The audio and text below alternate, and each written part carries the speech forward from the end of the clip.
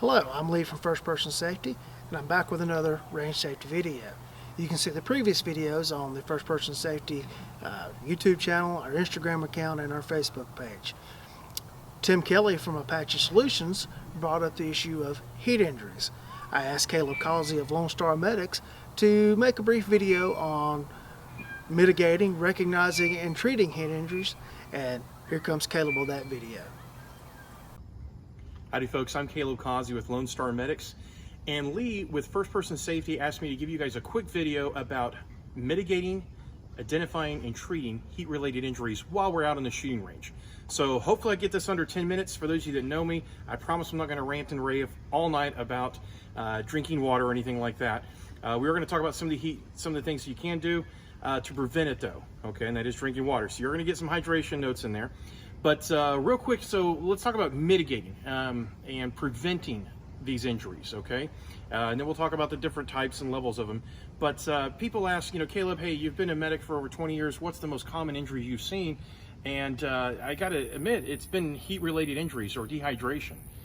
It's also one of the most horrific injuries that I've come across. To watch someone literally cook their brain and die because of heat stroke, it was pretty horrific. However, it happens to be one of the easiest things to prevent, okay? So let's talk about some things we can do for prevention. First thing we need to do is have a plan. So a plan starts with the weather report. As simple as that may sound, hey, yeah, we know it's gonna be 110 degrees out there. Okay, great, but it's gonna be 110 degrees and we know that, so check like 2 days before, another couple, then like 24 hours out before you go to the range, and then maybe, hey, the morning of, before you head out. So it's gonna be 110 degrees out, great. Okay, well, is there gonna be any wind? Is there gonna be any thunderstorms that are expected to pop up? Okay, the weather's gonna dictate, our next part of the plan is what you're gonna wear.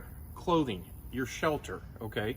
Your shelter that you're taking with you has to be your clothing, okay? It has to be mobile. So, when you're looking at your shelter, your clothing, you want loose-fitting clothing. You want moisture wicking features with that. You don't want any cotton. Cotton is rotten. Okay, so yeah, it looks cool wearing your favorite, you know, logo T-shirt out there on the range until it gets soaked in sweat, or if there is a thunderstorm and it rains. Even in the summertime, we get those here in Texas, and it can drop the temperature down, you know, 15, 25 degrees. And then you add on top of that some wind, that could be a problem. So why cotton's bad is because the cotton fabrics, if we're to look under a microscope, basically, think of it like that, the cotton fabric actually absorbs moisture, rain or sweat, and then it also retains that moisture, so then it sticks to us. So in other words, we're in a cotton t-shirt running around the range, we're basically just walking around with a wetsuit or a bunch of saran wrap wrapped around our body. That's not good. Reason why is it traps that heat that our body's trying to offload and get off of our body. Okay, so the key is loose-fitting synthetic material and quick drying. I'm not so worried about if it's, you know, the athletic stuff like Under Armour and stuff that's really tight fitting.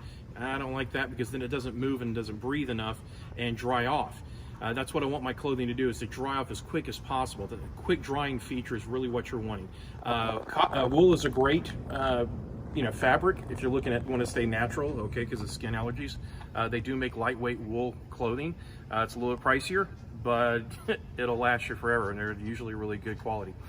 So clothing, that'll determine that. Okay, also, let's see, I'm gonna look at my notes here. Let's see, your diet. So not just, hey, I'm going to start drinking water a couple days beforehand, but also your food, okay? Eat a balanced diet. Talk to your doctor, talk to your nutritionist. Find out, hey, how much of, you know, every minerals, nutrients, vitamins you should be taking in on a daily, on normal daily activity. And then let alone, hey, what am I going to be doing? Like, hey, Saturday's the big match. I'm going to be running and gunning. What do I need to do there? So maybe just eat normal foods, guys, okay? So, you know, your meats, your vegetables, your fruits, okay, those type of things, that's fine. Carbohydrates, they're good too, they're delicious, okay? Eat a taco, that's fine, okay? You're gonna get some of that stuff. A lot of those minerals, nutrients, and vitamins are gonna help with hydration and help you keep cool while you're out in the heat, okay?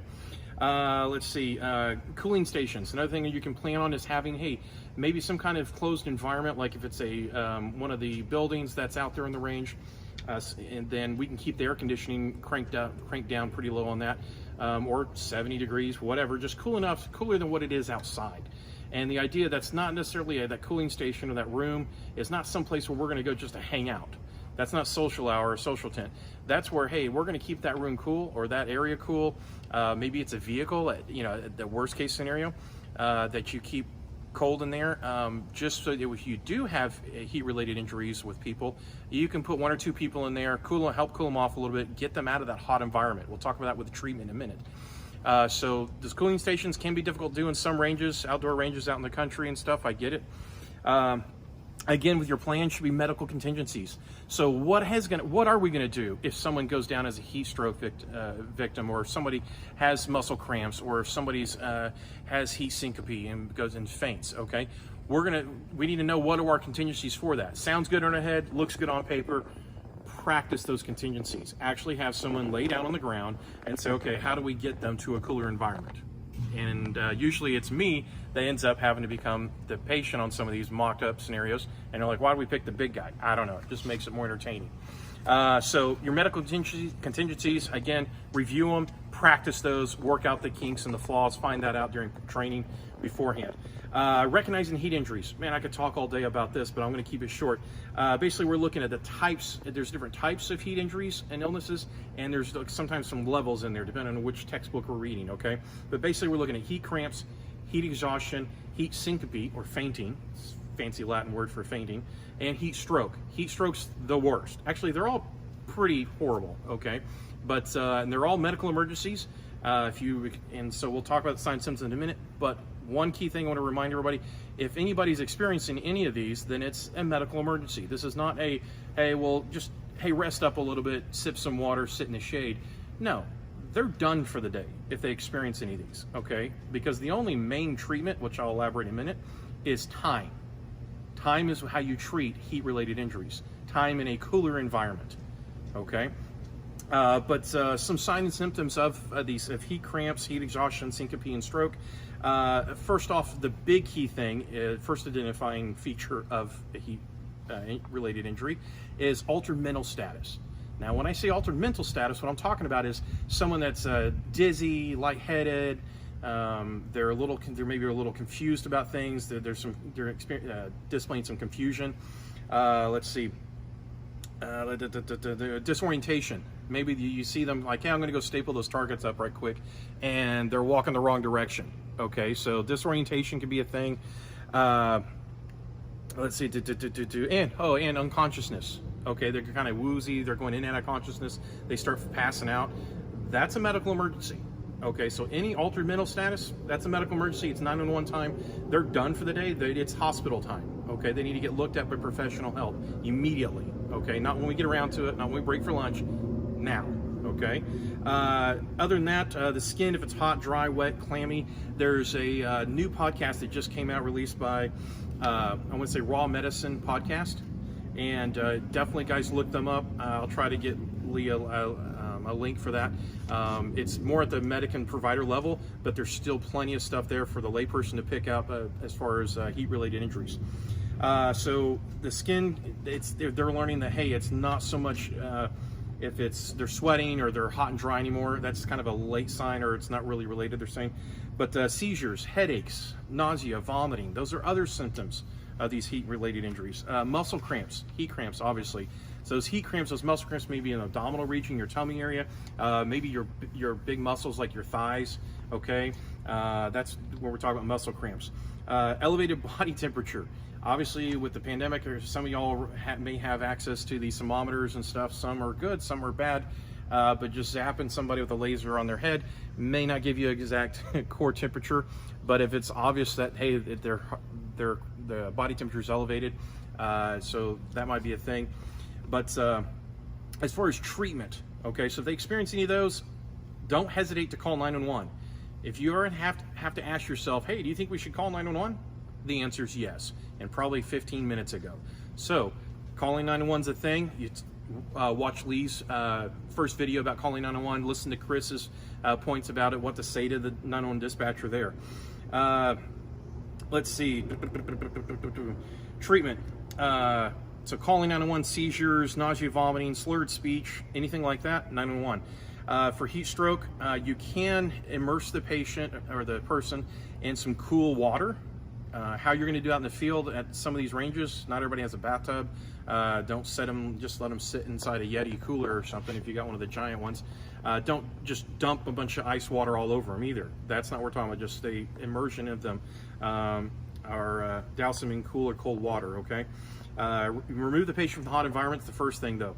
Get them out of the hot environment immediately, okay? That's not sit in the car in the sun with the AC going. That's like, no, get them into a air-conditioned building, okay? Something with controlled environment. Let's see, loose or restricted clothing. Remove water or sweat-soaked clothing. So if their t-shirt or their whatever is completely saturated with sweat and water, get that off them. Get them a clean, dry shirt or top. Same thing with the pants if they're sweating there. So remove that clothing if it's completely soaked. Let or make the patient rest. Okay. If they keep trying to say, I'll tough it out and I'll suck it up and keep driving on. No. You're done for the day. Don't even come back if it's a 2-day match or something. No, you're done, 2-day class. You're done. Okay, you need to stay cool off. It's going to take you a couple days to recover, no matter what level or what type of heat injury you have. Let's see, drinking cool waters and liquids, some stuff you can do beforehand.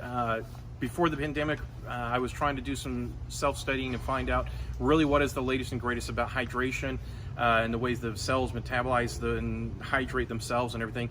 The pandemic hit, so I had to put that on the back burner. But I will say this, from asking around and doing some research, it still sounds like the golden rule still holds true, is that you need to be drinking about half your body weight in ounces of water per 24 hours. So if you weigh, say, 100 pounds, you need to be drinking 50 ounces of water. So the unit of measure there is pounds and ounces, okay? So if you weigh 200 pounds, then you need to be drinking 100 ounces of water. Water.